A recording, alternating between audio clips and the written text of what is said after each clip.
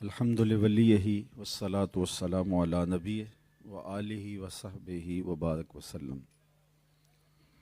تمام حمد و ثنا، تعریف و توصیف اللہ جل مجدہ الکریم کی ذات بابرکات کے لیے، جو خالق کائنات بھی ہے اور مالک شش بھی۔ اللہ جل وعلا کی حمد و ثنا کے بعد رسول رحمت، شفیع معظم، نبی محتشم، حضور ختمی المرتبت صلی اللہ علیہ وآلہ وسلم کے حضور ناز میں اپنی عقیدتوں، ارادتوں اور محبتوں کا خراج پیش کرنے کے بعد واجب الاحترام عالی مرتبت مہمان ذی وقار، عزت اور وقار کی مسند پہ براجمہ ہمارے محترم اور ذی وقار علماء کرام، سیرت کمیٹی کے جملہ ممبران، صدر کمیٹی اور ناظم اعلیٰ عالی مرتبت سامعین حاضرین، آج میں اور آپ اپنے آقا و مولا حضور ختمی المرتبت صلی اللہ علیہ وآلہ وسلم کے حضور میں اپنی عقیدتوں اور محبتوں کا خراج پیش کرنے کے لیے یہاں جمع ہوئے ہیں۔ وقت کافی ہو گیا اور مجھے کہا گیا کہ آپ تھوڑی تفصیل سے گفتگو کر لیجئے گا، 1 سال کے بعد آپ آئے ہیں، تو اس میں مجھے آپ کا اتنا تعاون چاہیے ہوگا کہ آپ پورے انہماک سے اور خاموشی سے میری گفتگو کو سنتے رہیے گا۔ میں زیادہ طویل پھر بھی نہیں کروں گا، لیکن جو میرے ذہن میں یہ چل رہا تھا کہ مختصر گفتگو ہو، اس کو تھوڑا سا تفصیل کے ساتھ آپ کے سامنے رکھنے کی کوشش کروں گا۔ اللہ میری زبان پر کلمت الحق جاری فرمائے۔ موسم میلاد کا ہے اور میں اور آپ اپنے آقا و مولا کے حضور اپنی عقیدتوں کا خراج پیش کرنے کے لیے یہاں جمع ہوئے ہیں۔ جتنا ذکر میرے حضور کا ہو رہا ہے کبھی کسی کا ہوا نہیں، کان جدھر لگائیے تیری ہی داستاں ہے۔ صدیاں قبل حضور اس دنیا پہ جلوہ گر ہوئے تھے، لیکن ماحول کی شگفتگیاں بتاتی ہیں جیسے کوئی کل ہی گزر کے گیا ہو۔ زمین سے آسماں تک، آسماں سے لامکاں تک ہے، کہاں کھولے تھے گیسو یار نے، خوشبو کہاں تک ہے۔ عقیدتوں کے چراغ ہیں کہ جل رہے ہیں، محبتوں کے پھول ہیں کہ خوشبو دے رہے ہیں، چمن مہکے ہیں، کلیاں چٹخ رہی ہیں، غنچے ان کے نام کے قصیدے پڑھ رہے ہیں، اور اہل محبت ہیں کہ ان کو آپ کا ذکر قلب کی تسکین نصیب کرتا ہے۔ اور سچی بات یہ ہے کہ حضور کا ذکر سن کر جس شخص کے کلیجے میں ٹھنڈ نہیں پڑتی، اس کے سینے میں دھڑکنے والا دل کسی مومن کا دل ہی نہیں ہو سکتا۔ تو میں اور آپ اپنے آقا و مولا کے حضور اپنی محبتوں کا خراج پیش کرنے یہاں حاضر ہوئے ہیں، اور آج کی اس کانفرنس کا عنوان بھی محبت رسول صلی اللہ علیہ وسلم رکھا گیا ہے۔ محبت کے لفظ سے آپ سب لوگ آشنا ہیں، اس کے مفہوم سے ہر دل آشنا ہے، اور یہ صرف ایک دھڑکتے ہوئے دل کا اثاثہ ہی نہیں۔ اقبال نے تو کہا تھا کہ پتھر کے سینے میں جو رگیں ہیں وہاں بھی محبت کا جذبہ موجود ہے۔ شیشہ دہر میں مانند مائے ناب ہے عشق، روح خورشید ہے خون رگ مہتاب ہے عشق، دل ہر ذرہ میں پوشیدہ کسک ہے اس کی، نور یہ وہ ہے کہ ہر شے میں جھلک ہے اس کی۔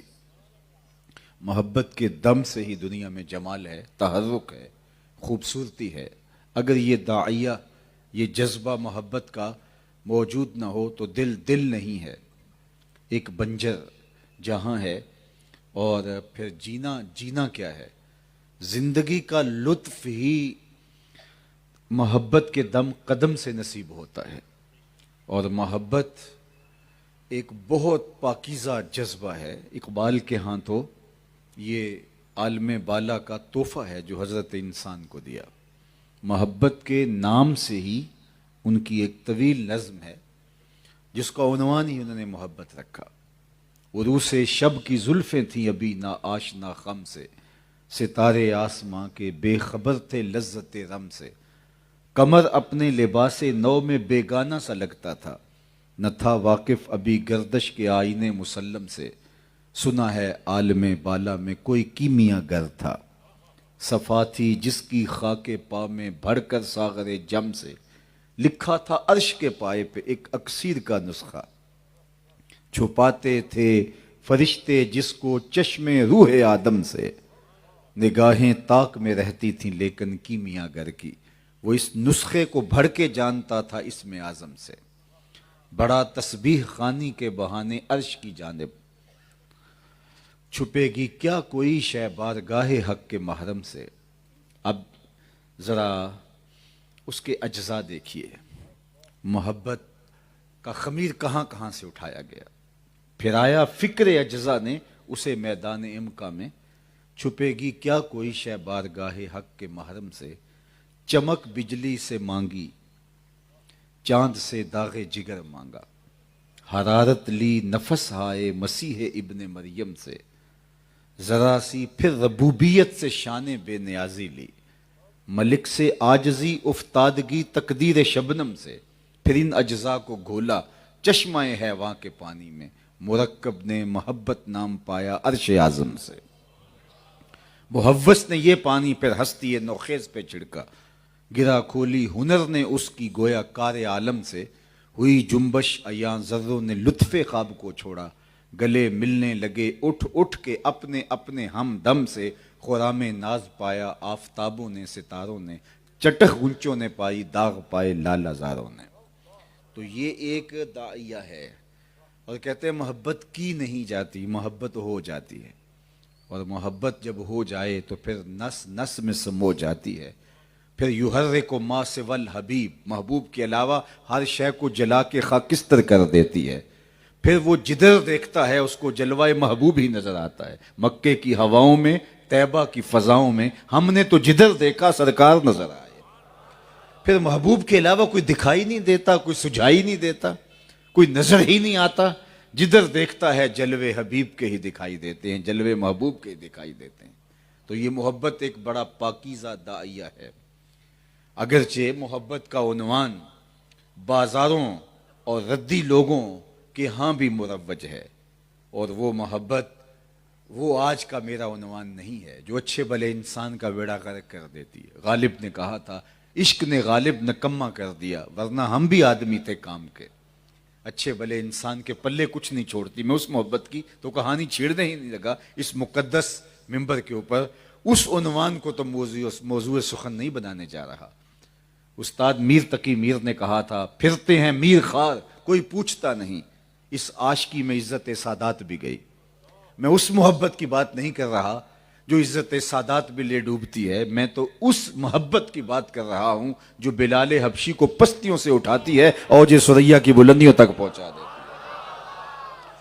میں بندہ نواز محبت کی بات کر رہا ہوں، میں ذرہ نواز عشق کی کہانی چھیڑنے جا رہا ہوں، میں اس عنوان کو موضوع سخن بنانے جا رہا ہوں جو پستیوں سے اٹھا کے بلندیوں تک پہنچاتی ہے۔ وہ محبت وہ عزت دیتی ہے، وہ وقار دیتی ہے، وہ عزت نفس کو مجروح نہیں ہونے دیتی، وہ ہاتھ پکڑتی ہے اور منزل تک پہنچانے کا فن جانتی ہے۔ میں آپ سے پوچھتا ہوں کہ جب میرے حضور تشریف لائے اس دنیا کے اوپر تو اس دور کے خاقان کا نام کیا تھا؟ میں سمجھتا ہوں کہ یہ جو واکنٹ کے باسی ہیں یہ میرے وطن کا باشعور طبقہ ہے، اور ملک کے گوشوں اور کونوں کونوں سے آ کے یہاں آباد ہوئے ہیں، لیکن اس باشعور مجمع سے بھی میرا یہ سوال شاید تشنہ جواب رہ جائے کہ جب میرے حضور تشریف لائے تھے تو اس دور کے خاقان کا نام کیا تھا؟ تاریخ کا کوئی گہرا مطالعہ رکھنے والا شخص ہو تو وہ جواب دے پائے، ورنہ آپ کہیں گے معذرت۔ چلو میں پوچھتا ہوں جب حضور تشریف لائے تھے اس دور کے کیسر کا نام کیا تھا؟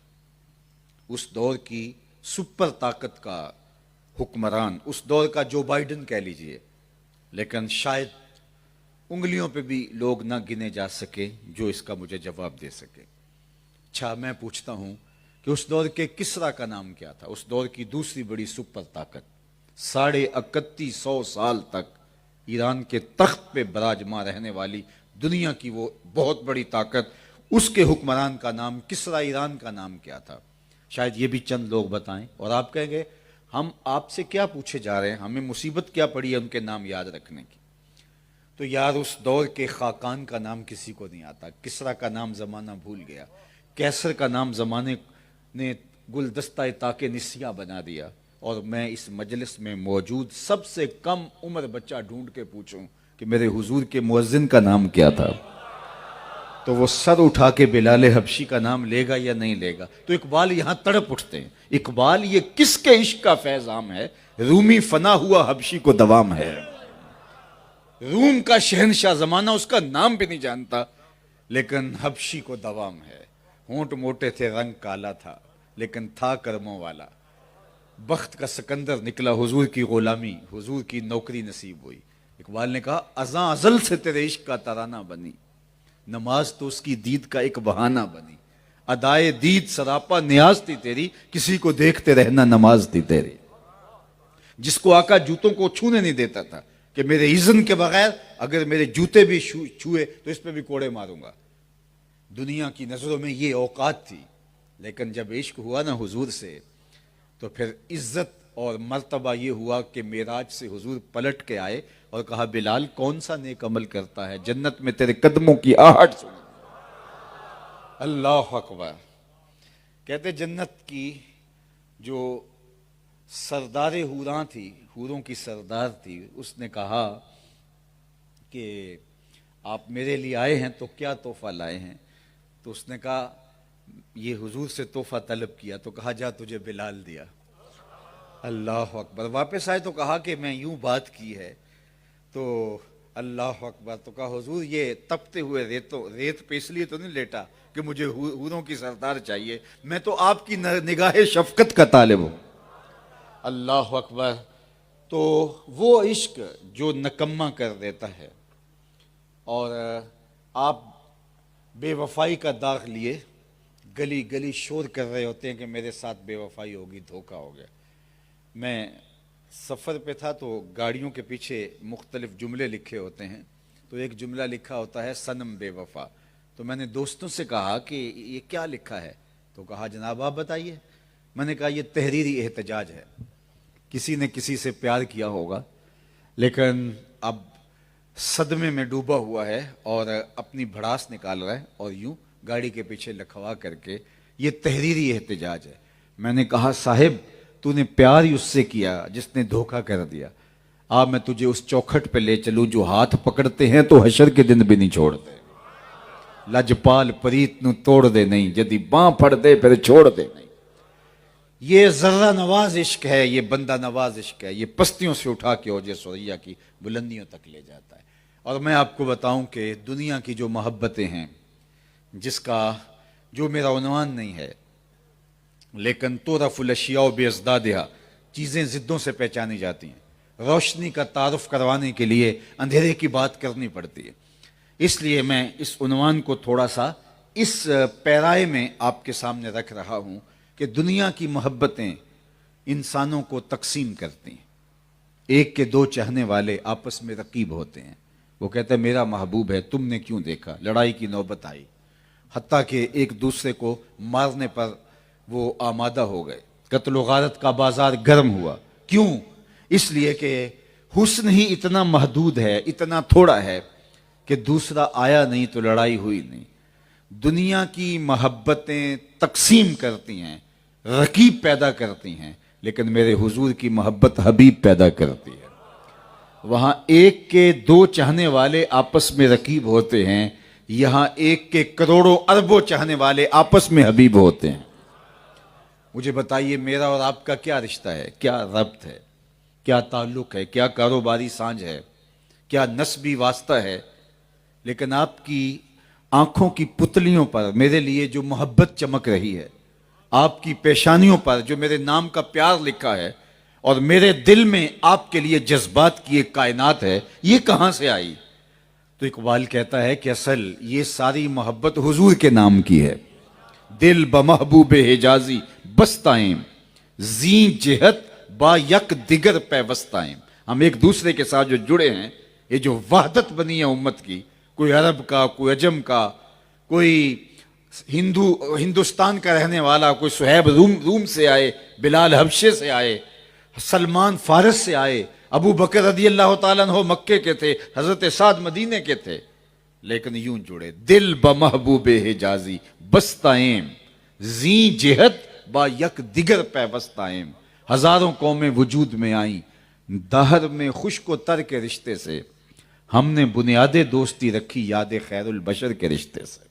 اور میرے استاد جھوم کے ایک شعر پڑھا کرتے تھے کہ محمد کی وساطت سے محبت تیری میری ہے، میرا اور آپ کا رشتہ محبت الفت کا ربط، کوئی اور اس کا سبب تو ہے نہیں، تو محمد کی محبت سے، محمد کی وساطت سے محبت تیری میری ہے، محبت اصل ہے ان کی نہ تیری ہے نہ میری ہے، چوں گلے صد برگ مارا بو یکیست او کے جانے ای نظاموں او یکیست، مست چشم ساکیے بتہاستیم در جہاں مثل مئو می ناستین۔ حضور کے نام سے آج ہم ایک قوم بن گئے ہیں اور وحدت کی لڑی میں پروئے گئے ہیں، تو حضور علیہ السلام کی محبت انسانوں کو جوڑتی ہے، مختلف خطوں کے رہنے والے، مختلف علاقوں سے تعلق رکھنے والے، مختلف بولیاں بولنے والے، رنگ و نسل کے اختلاف کے باوجود وہ ایک قوم بن جاتے ہیں۔ اور اگر یہ رنگ دیکھنا ہو تو میدان عرفات میں دیکھ سکتے ہو، حرم کے صحن میں دیکھ سکتے ہو، منا اور مزدلفہ میں دیکھ سکتے ہو، بادشاہ بھی، کج کلا بھی، غریب بھی، امیر بھی ایک رنگ میں رنگا ہوا ہوتا ہے۔ یہ وحدت کی لڑی میں پوری امت کو پرویا نام محمد نے صلی اللہ علیہ وسلم، تو یہ نام امت کی وحدت کی علامت ہے۔ بد نصیبی ہوئی کہ آج حضور علیہ السلام کے نام پر ہی امت میں فرقے کھڑے کر لیے گئے۔ یہ نام تو جوڑتا ہے، یہ توڑتا تو ہے ہی نہیں، اور تم اسی نام سے توڑنے لگے جس نام سے جوڑا جاتا ہے۔ اللہ اکبر، کیا خوبصورت بات کہی حضرت اقبال نے، بلکہ میں اگر کہوں کہ اقبال کے پورے کلام کا رس نچوڑیں تو یہ خلاصہ ہے کلام اقبال کا، قوت عشق سے ہر پست کو بالا کر دے، دہر میں اسم محمد سے اجالا کر دے۔ علامہ اقبال علیہ رحمہ نے 12 ربیع الاول کو ایک خطاب کیا تھا اپنے دور حیات میں، جو تاریخ کے ریکارڈ پہ موجود ہے، اور انہوں نے اس میں 3 چیزیں خاص طور پر بیان کی، اور اس میں ایک بات انہوں نے یہ کہی کہ یہ میلاد النبی صلی اللہ علیہ وسلم کا مبارک دن یہ امت کی وحدت کی ضمانت بن سکتا ہے، اس کے ذریعے سے امت کو ایک لڑی میں پرویا جا سکتا ہے۔ اگر میری دکانداری نہ ہو منبر و محراب، یہ میرا ٹھیا نہ ہو، یہ میرا کاروبار کی جگہ نہ ہو، بلکہ میرے مشن کی جگہ ہو، تو پھر یہ منبر و محراب کے ذریعے سے حضور کا پیار پھیلا کے امت کو ایک وحدت کی لڑی میں پرویا جاتا ہے، اور یہ امت واحدہ بن سکتی ہے۔ لیکن جب میرے مفاد وابستہ ہوں گے اور میں اس منبر و محراب کے اوپر براجمہ ہو کے اپنی خواہشات کی تکمیل کرنے لگ جاؤں گا، تو پھر میں امت کو توڑنے کی بدکاری کروں گا، اور امت پہلے ہی ٹکڑے ٹکڑے ہے، لیکن پھر مزید ٹکڑوں میں بٹ کر کے امت کی وحدت پارا پارا ہو جائے گی۔ اور میرے رب کا اعلان تو یہ ہے، حکم نامہ تو یہ ہے، وَاعْتَصِمُوا بِحَبْلِ اللَّهِ جَمِيعًا وَلَا تَفَرَّقُوا، کہ اللہ کی رسی کو پوری قوت کے ساتھ، مضبوطی کے ساتھ تھام لو۔ تو آئیے میں اور آپ حضور علیہ السلام کی محبت کے ذریعے سے اس امت کو وحدت کا پیغام دیں کہ آؤ حضور کے نام پہ جڑ جائیں، حضور کی ذات پہ جمع ہو جائیں، اور اگر ہم حضور کی محبت کے دائرے میں آ جاتے ہیں اور اپنے آپ کو حضور کے پیار اور حضور کی الفت کے دائرے میں لے آتے ہیں، تو پھر اللہ کی تائید، نصرت اور مدد ہمارے شامل حال ہو جاتی ہے۔ اقبال کے کلام کا یہ رنگ بھی دیکھیے، کی محمد سے وفا تو نے تو ہم تیرے ہیں، یہ جہاں چیز ہے کیا لوح و قلم تیرے ہیں۔ اگر تو حضور سے وفا کر لیتا ہے تو پھر ہم تیرے ہیں، پھر تختی بھی تیرے ہاتھ میں دے دیں گے، لوح بھی تیرے ہاتھ میں دے دیں گے، قلم بھی تیرے ہاتھ میں دے دیں گے، پھر اپنی تقدیر تو خود ہی لکھ لینا۔ پھر تیری تقدیر کے فیصلے واشنگٹن میں نہیں ہوں گے، بلکہ خدا بندے سے خود پوچھے گا بتا تیری رضا کیا ہے۔ لیکن شرط کیا ہے کہ تجھے حضور علیہ السلام کا ہونا پڑے گا، ان کے دامن سے وابستگی، دل بستگی اور تعلق خاطر قائم کرنا ہوگا۔ اور یہ آج امت کو اس کی ضرورت فزوں تر ہے۔ چونکہ آج امت کی باہمی تقسیم کے نتیجے کے اندر دشمن دلیر ہو گیا اور آج ہمارے بچے کاٹ رہا ہے. جو کچھ غزہ میں ہو رہا ہے یہ کسی سے مخفی نہیں ہے. کبھی یہ وقت بھی ہم نے دیکھنا تھا. اس وقت دنیا کے اوپر 56-57 اسلامی ریاستیں موجود ہیں جو بڑی بھاری بھرکم افواج اور جوہری توانائی کی حامل بھی ہیں، لیکن ایک سموسے کے برابر چھوٹا سا ٹکڑا زمین کا اسرائیل، اور وہ امت مسلمہ کے پرخچے اڑا رہا ہے اور پوری دنیا ان کی پشت پہ کھڑی ہے. اور 56-57 اسلامی ملک ان کے خلاف بات کرتے ہوئے بھی لفظوں کو ترتیب دیتے ہوئے احتیاط کر رہے ہوتے ہیں کہ کسی کے تیور نہ بدل جائیں اور کسی کے چہرے کے اوپر ناراضگی کے آثار نہ آ جائیں. اور دنیا کے اوپر 1 ارب 60-70 کروڑ مسلمان بستے ہیں اور ہماری یہ ذلت و رسوائی کا عالم ہے. اور ایک زمانہ تھا ہم 313 تھے صرف، اور کفر کو ناکوں چنے چبوائے تھے. وہب بن عمیر یہ جاسوس تھا ابو جہل کا. اس نے کہا جاؤ دیکھ کر کے آؤ مسلمانوں کی تعداد کتنی ہے. تو وہ واپس آ کے رپورٹ دیتا ہے 3 اونٹ کھا سکتے ہیں، یعنی 300 سے کچھ اوپر یا کچھ کم ہے. تو ابو جہل تو تکبر اور رعونت میں پھول گیا اور اس نے صنادید قریش کو طلب کیا. کہا میں پہلے ہی کہتا تھا 360 خداؤں کا ایک خدا مقابلے کیسے کر سکتا ہے. صبح لڑائی کی نوبت نہیں آنی، رسیاں کٹھی کرو، ہم ان کو پکڑتے جائیں گے، جکڑتے جائیں گے، ان کی مشکیں کسیں گے اور ان کو جا کے حرم کے آس پاس دیواروں کے ساتھ باندھ دیں گے، دنیا کو دکھائیں گے یہ نیا دین لے کر آئے تھے. اور بڑے تکبر اور رعونت کے ساتھ یہ بات کر رہا تھا.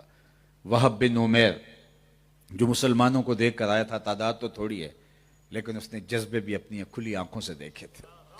اس نے کہا میری بات سن لو، تم کہتے ہو رسیاں کٹھی کرو، میری مشاورت یہ ہے کہ رات کی تاریکی میں بھاگ سکتے ہو تو بھاگ جاؤ. اس قوم سے لڑنا تمہارے بس کا روگ نہیں جو مرنے کے لیے آئی ہے. اس کے لفظ سنیے، سیرت کی سب سے پہلی کتاب ابن حشام میں یہ لفظ موجود ہیں. وَلَٰكِنْ رَأَيْتُ يَا مَعْشَرَ قُرَيْشَ الْبَلَايَا تَحْمِلُ الْمَنَايَا. اے قریش کے سرداروں، میں ان کھلی آنکھوں سے دیکھ کے آیا ہوں یثرب کی اونٹنی اپنی پشتوں پہ موتیں اٹھا لائی ہیں، اور تم کہتے ہو رسیاں کٹھی کرو.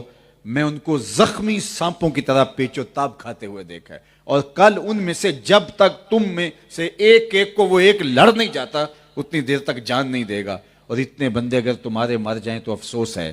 تم کہتے ہو رسیاں کٹھی کرو، میرا مشورہ یہ ہے کہ بھاگ سکتے ہو تو بھاگ جاؤ. اگلے دن عظیمت کی جو انوکھی داستانیں اہل ایمان رقم کی، میرے رب نے بھی اس کو یوم فرقان کہہ کے پکارا. یہ 313 تھے ہم، اور آج 1 ارب 60-70 کروڑ روپے، 1 ارب 60-70 کروڑ انسان جو ہے وہ اسلام کا قلادہ اپنے گلے میں ڈال کر کے ذلت و رسوائی کی زندگی گزارنے پہ مجبور ہیں. کب ایسا بھی ہو سکتا ہے؟ اللہ کے محبوب مخبر صادق حضور ختمی المرتبت صلی اللہ علیہ وآلہ وسلم نے اس کی پہلی خبر دی تھی. فرمایا قرب قیامت میں کفار تمہارے اوپر یوں ٹوٹ پڑیں گے جس طرح کھانے کی پلیٹ پر بھوکے ٹوٹ پڑتے ہیں. تو صحابہ نے عرض کی یا رسول اللہ ہمارے ماں باپ آپ پر قربان ہوں، کیا اس وقت ہم تھوڑے ہوں گے؟ فرمایا نہیں، اس وقت تم بہت زیادہ ہوگے، لیکن سمندر کی جھاگ کی طرح ہوگے. دشمنوں کے دل میں تمہارا کوئی روب نہیں ہوگا. عرض کی حضور یہ کیسے ہوگا؟ فرمایا تمہیں ایک مرض لاحق ہو جائے گا، اس وجہ سے تمہارا یہ حال ہوگا کہ دشمن تمہاری پرواہ بھی نہیں کرے گا اور نہ تمہارا ڈر اور خوف ان کے سینے میں ہوگا. اس مرض کا نام حضور نے فرمایا الوہن. تم وہن کے مرض میں مبتلا ہو جاؤ گے. مل وہن یا رسول اللہ صلی اللہ علیہ وسلم. صحابہ نے عرض کی یا رسول اللہ وہن کیا ہے؟ اللہ اکبر. تو فرمایا حب الدنیا و کراہیت الموت. وہن کی تعریف فرمائی دنیا کی محبت اور موت کا ڈر. کافر کی موت سے بھی ڈرتا ہے جس کا دل، اسے کون کہتا ہے مومن کی موت مر. تو آج 1 ارب 60-70 کروڑ مسلمان خانمہ برباد ہیں اور وہ چند لوگ پوری امت کا کفارہ ادا کر رہے ہیں. قیامت تک اللہ کے دین نے غالب رہنا ہے، اور چاہے بہت تھوڑے لوگ ہوں وہ جبر کے خلاف، ظلم کے خلاف، ناانصافی کے خلاف ڈٹے رہیں گے. اور انشاءاللہ وہ وقت آنے والا ہے کہ جھنڈا میرے حضور کے نام کا اونچا ہوگا. فرمایا اقصیٰ کے دروازے پر لوگ حق کے لیے سچائی کے لیے، دین کی سربلندی کے لیے لڑتے رہیں گے۔ حضرت امام مہدی ان کے پاس آئیں گے، ہمارے بنگلوں میں نہیں آئیں گے، ہمارے عالی شان محلات میں نہیں آئیں گے۔ امام مہدی ان لوگوں کے پاس آئیں گے جو اقصیٰ کی حرمت کے لیے لڑ رہے ہیں، جو اللہ کے دین کو سر بلند کرنے کے لیے لڑ رہے ہیں، جو کلمۃ اللہ کو سر بلند کرنے کے لیے، اللہ کے پرچم گونچا کرنے کے لیے لڑ رہے ہیں۔ حضرت امام مہدی ان کے پاس آئیں گے، اور حضرت عیسیٰ بھی پھر انہی کے پاس آئیں گے۔ اللہ اکبر! میرے اور آپ کے آقا و مولا یہ بیان کرتے ہوئے خوش ہو جاتے ہیں، اور آپ کا چہرہ تمتما اٹھتا ہے۔ فرمایا وہ کیسا وقت ہوگا جب عیسیٰ ابن مریم آئیں گے اور امام تم سے ہوگا۔ فجر کی نماز کی صفیں سیدھی کی جا چکی ہوں گی کہ آپ دمشق کی جامع مسجد کے شرقی مینار سے اتریں گے، اور آپ کو دعوت دی جائے گی۔ تازہ وضو کے آثار آپ کے چہرے سے حویدہ ہوں گے، کہا جائے گا آپ آئیے مصلی پہ، مصلی خالی ہے، لیکن حضرت عیسیٰ کہیں گے نہیں، امام مہدی کو آگے کریں گے۔ تو آقا کریم فرمایا وہ کیسا دن ہوگا جب عیسیٰ ابن مریم آئیں گے لیکن امام تم سے ہوگا۔ حضرت عیسیٰ آ کے اپنی شریعت کی تنفیذ نہیں کریں گے، فتویٰ میرے حضور کی شریعت کے مطابق دیں گے۔ پھر وہ ان مجاہدوں کے پاس، امت 3 گروہوں میں بٹ چکی ہوگی، 3 گروہوں میں امت تقسیم ہو چکی ہوگی۔ ایک وہ جو کاٹ دیے گئے ہوں گے، ایک وہ کہ جو راہ فرار اختیار کر چکے ہوں گے، جو منطقے تراش رہے ہوں گے، فلسفے بگھار رہے ہوں گے، طاقتوں کے مقابلے میں نہیں کھڑا ہوا جا سکتا، نہیں میاں یہ شیش ناگ پھنکار رہا ہے، ہم لڑنے کی سکت نہیں رکھتے، وہ عافیت کا گوشہ اختیار کر چکے ہوں گے۔ اور تیسرا گروہ ہے جو اقصیٰ کے دروازوں پہ کھڑا ہو کے لڑ رہا ہوگا، پوری قوت کے ساتھ میدان عمل میں موجود ہوگا۔ حضرت عیسیٰ ان کے پاس آئیں گے اور کہیں گے بتاؤ کیا کرنا ہے۔ حضرت عیسیٰ کے انفاس کی مہک سے دجال یوں پگھلے گا جیسے پانی میں نمک پگھلتا ہے۔ تو بتائیں آپ، حضرت عیسیٰ ان کو پیشکش کریں گے میں بد دعا کرتا ہوں، اور یہ برباد ہو جاتے ہیں، اور یا پھر ہم ان کے مقابلے میں لڑتے ہیں، اللہ ہمیں فتح دے گا۔ تو وہ کہیں گے ہم لڑ کے میدان جیتیں گے، اور پھر اللہ تعالیٰ جل شانہ کی مدد سے مقام لد پہ دجال مارا جائے گا، بھاگتا ہوا، فرار ہوتا ہوا وہ مارا جائے گا، اور اللہ اسلام کے جھنڈے کو اونچا کرے گا۔ اور ارشاد فرمایا میرے حضور نے، سنیے آج غزہ کے ان مظلوموں کے ساتھ دنیا کی کوئی طاقت نہیں کھڑی، لیکن شرمندہ یہ لوگ ہوں گے جو نہیں کھڑے، لیکن سنو میرے حضور کا فرمان، میرے ماں باپ حضور کے نام پہ قربان۔ آقا کریم علیہ السلام نے فرمایا کہ پتھر گارے اور مٹی کا بنا ہوا کوئی گھر، چمڑے اور اون کا بنا ہوا کوئی خیمہ ایسا نہیں رہے گا جہاں کلمۃ الاسلام داخل نہیں ہوگا۔ اس کا ترجمہ میں یوں کیا کرتا ہوں کہ شرق سے لے کر غرب تک، شمال سے لے کر جنوب تک، اللہ اکبر، ہر گھر کی چھت کے اوپر جھنڈا میرے حضور کے نام کا ہوگا، اور اسلام کا پرچم لہرائے گا، اور حضرت عیسیٰ علیہ السلام شادی کریں گے، پھر آپ کی اولاد ہوگی۔ یہ سارا کام مکمل کرنے کے بعد حضور کے روضہ انور پہ جائیں گے۔ اللہ اکبر! جب کام دیا جاتا ہے کسی کو تو پھر کام کی تکمیل کے بعد وہ اپنے کمانڈر کے پاس آتا ہے کہ سر یہ کام ہو گیا۔ تو حضرت عیسیٰ دین کے غلبے کے بعد حضور کے روضہ انور پہ جائیں گے۔ آقا کریم نے فرمایا والذی نفسی بیدہ لینزلن عیسی ابن مریم ثم لئن قام علی قبری فیقول یا محمد لاجیبنہ، فرما مجھے قسم ہے اس رب کی جس کے قبضے میں میری جان ہے، حضرت عیسیٰ میرے روضے پہ آئیں گے، میری قبر پہ آئیں گے، اور پھر وہ مجھے یا محمد کہہ کے ندا کریں گے، میں قبر سے جواب دوں گا۔ گنبد خضرا میں خالی جگہ موجود ہے، تبھی آپ کا وصال ہوگا حضرت عیسیٰ کا، اور حضور کے قدموں میں دفن ہوں گے۔ بالآخر کلمہ اونچا اسلام کا ہوگا، سربلند دین ہوگا۔ میں اور آپ اپنا دعویٰ عشق رسول، اپنا دعویٰ محبت رسول ذرا اس کو ریوزٹ کریں، اس کو پڑھیں۔ کیا ہمارا دعویٰ صرف نعروں تک محدود رہ گیا ہے؟ ہمارا دعویٰ صرف جھنڈے اٹھانے تک محدود رہ گیا ہے؟ ہمارا دعویٰ صرف مجالس کے انعقاد اور بڑی زوردار تقریر پر محدود رہ گیا ہے؟ یا ہمارا رویہ، ہمارا طرز زندگی، ہمارا انداز معاشرت بھی بتاتا ہے کہ ہم حضور کے غلام ہیں؟ چونکہ عشق دعویٰ نہیں ہے، عشق دلیل ہے۔ عاشق ہر کوئی آکھے، پر عاشق بندا مر کے، زہر پیالہ کوئی نہیں پیندا، پر عاشق پیندا پر کے۔ جب یہ کہہ دیا کہ میں عاشق ہوں، تو پھر کیسے ہو سکتا ہے کہ حضور کے کسی قول کی مخالفت اور کسی عمل کی مخالفت لازم آ جائے. میں آپ کو پھر سمجھانے کے لیے عرض کرتا ہوں، یہاں دنیا کے کسی شخص سے کسی کا عشق ہو جائے، کسی کی محبت کا تعلق بن جائے، تو کیا وہ اس کی بات ٹال دے گا؟ وہ کہتا ہے تارے بھی توڑ لاؤں گا اور پتھر کا کلیجہ چیر کے نہریں بھی کھود لاؤں گا، پھر ہاتھ بن جاؤں گا. یار دنیا کے کسی شخص سے پیار ہو جائے تو اس کی بات نہیں ٹالی جاتی، اور ہمارا دعویٰ تو اللہ کے محبوب سے عشق کا ہے، تو ہم کیسے حضور کی بات ٹال سکتے ہیں؟ اور پھر میں آپ کو ایک اور بات بتاؤں کہ دنیا کے کسی شخص سے محبت کا ربط قائم ہو جائے اور اس کا وہ مطالبہ بھی مان لیا جاتا ہے کہ بعد میں شرمندگی ہوتی ہے کہ یہ تو نہ مانا جاتا، چونکہ وہ دنیا دار محبوب ایسا حکم بھی دے دیتا ہے کہ جو عزت وقار کے منافی ہوتا ہے، لیکن جن سے دعویٰ عشق ہمارا ہے ان کا ہر حکم ہر عمل حسین ہے. لَقَدْ كَانَ لَكُمْ فِي رَسُولِ اللَّهِ أُسْوَةٌ حَسَنَةٌ. حضور جو حکم دیتے ہیں وہ حسین بھی ہوتا ہے، جمیل بھی ہوتا ہے، وہ زندگی کا جمال اور زندگی کی خوبصورتی ہے. اور پھر حکم تو بہت بڑی بات ہے، جس سے محبت کی جائے اس کی منشا کو بھی سمجھنے کی کوشش کی جاتی ہے، اس کی اشارت بھی سمجھ میں آتی ہے، اس کی طبع اور اس کے مزاج سے عاشق سمجھتا ہے کہ میرے محبوب کی منشا کیا ہے. مدینہ المنورہ کی ایک گلی سے حضور گزر رہے ہیں اور ایک ایسا مکان بن رہا تھا جو طرز تعمیر حضور کو پسند نہیں تھی. آقا کریم رکے اور پوچھا یہ مکان کس کا ہے؟ لوگوں نے کہا فلاں انصاری کا. آقا کریم گزر کے کچھ نہیں کہا، کسی نے جا کے اس انصاری صحابی کو بتایا حضور گزرے تھے، تیرا مکان دیکھا تھا، چہرے پہ پسندیدگی کے آثار نہیں تھے، شاید حضور کو پسند نہیں تھا.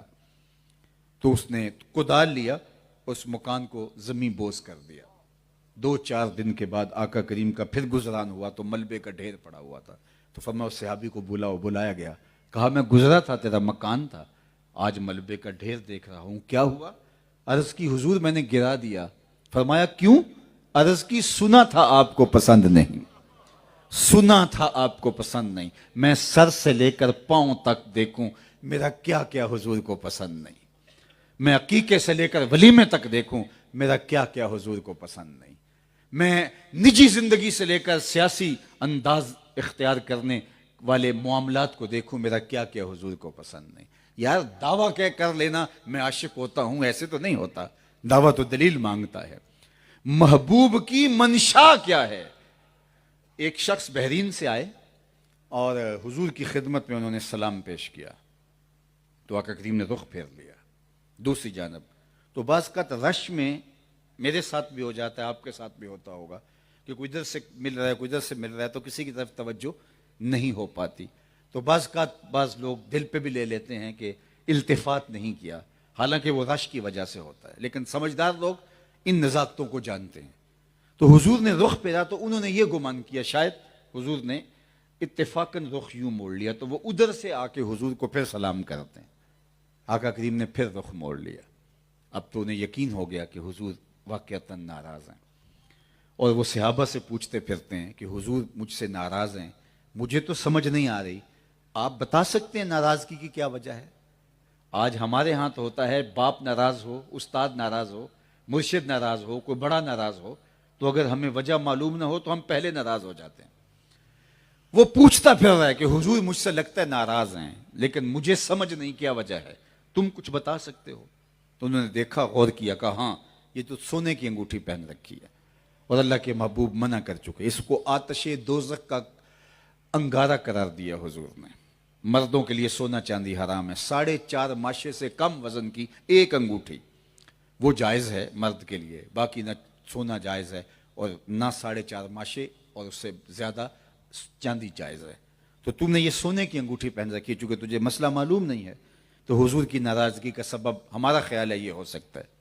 وہ آگے بڑھا، انگوٹھی اتار کے حضور کو پیش کرتے ہوئے کہا حضور کہیں اس وجہ سے ناراض تو نہیں؟ یہ رہی. آقا کریم نے پکڑی اور یوں پھینک دی. ناراضگی کا سبب یہی تھا. بیٹھ گیا، مجلس چلتی رہی. کچھ دیر کے بعد جب مجلس اختتام کو پہنچی، لوگ واپس پلٹنے لگے تو یہ صاحب بھی اٹھے اور واپس پلٹے. تو کسی نے کہا وہ انگوٹھی تو اٹھا لو، تم تو شرعاً نہیں پہن سکتے لیکن تمہاری بیوی تو پہن سکتی ہے، قیمتی دھات ہے. تو صحابی نے جو جواب دیا وہ جواب سنی اور اپنے اندر اتری ہے. اس صحابی نے کہا واللہ لا آخذہ وقد طرحہ رسول اللہ صلی اللہ علیہ وسلم, اللہ کی قسم میں اس کو کبھی نہیں اٹھاؤں گا جس کو میرے حضور نے پھینک دیا ہے. پڑی رہے, میں اس کو نہیں اٹھاؤں گا, پڑی رہے. سونا ہے, چاندی ہے, ہیرا ہے, لال ہے, پکھراج ہے, موتی ہے, نیلم ہے, کچھ بھی ہے, پڑا رہے.